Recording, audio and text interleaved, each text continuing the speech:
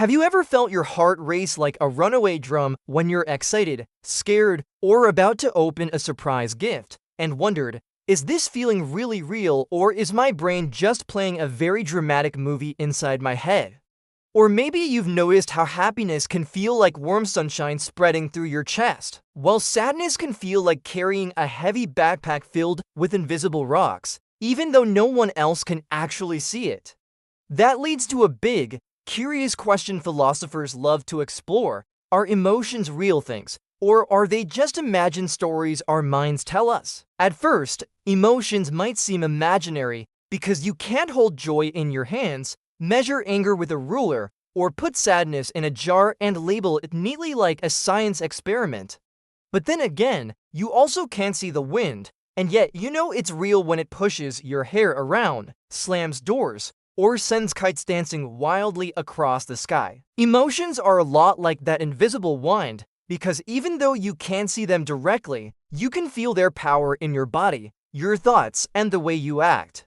When you're happy, your face smiles without being asked, your steps feel lighter, and even boring homework seems a little less annoying, like it's secretly put on a funny hat. When you're angry, your muscles tense up, your words want to jump out faster than you can catch them, and your brain starts shouting dramatic opinions like it's starring in its own action movie.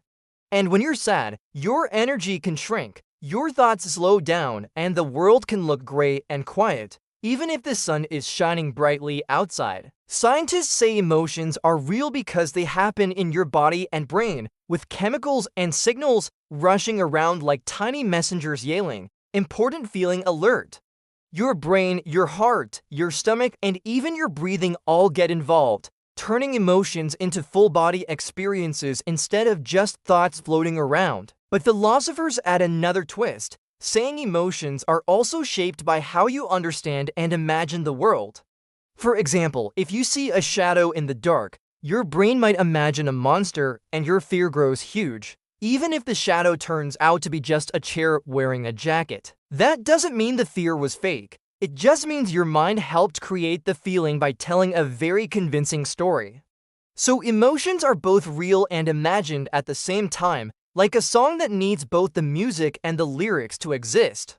The feelings are real, but the meaning you give them, what you think they read about, can change how strong they feel and how long they stay. Some philosophers say emotions are messages, little emotional notes your mind sends you to say, "Hey, pay attention, something important is happening here." Happiness might be saying, "This matters to you, enjoy it," while sadness might be whispering, "Something feels missing, and that's okay to notice." Anger can shout, "Something feels unfair," and fear can warn, "Be careful, slow down, think twice." That means emotions aren't enemies trying to ruin your day.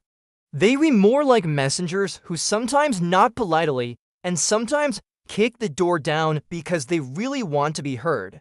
Of course, emotions can also exaggerate things, like a storyteller who loves drama a little too much. A small mistake can feel like the end of the universe, and a tiny compliment can feel like winning an Olympic gold medal in awesomeness.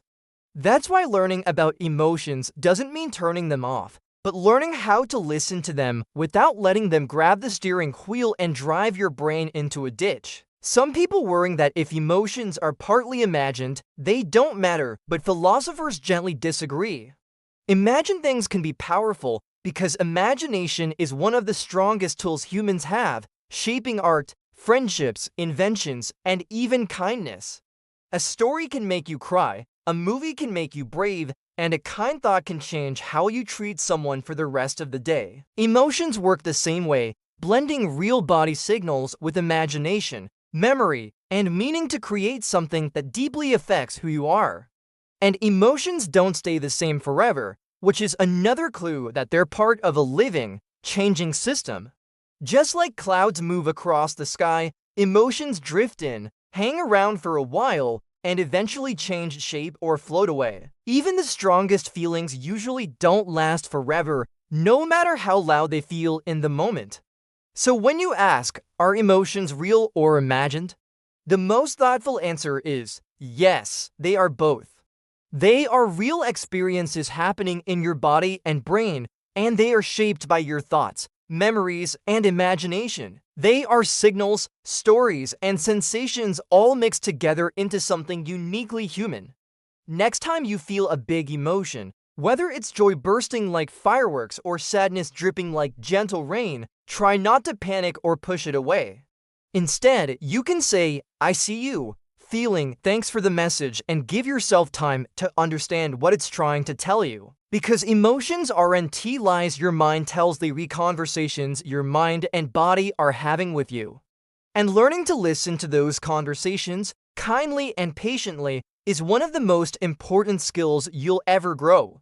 Your feelings are real, your imagination is powerful, and together, they help you understand yourself and the world in ways no ruler, scale, or microscope ever could.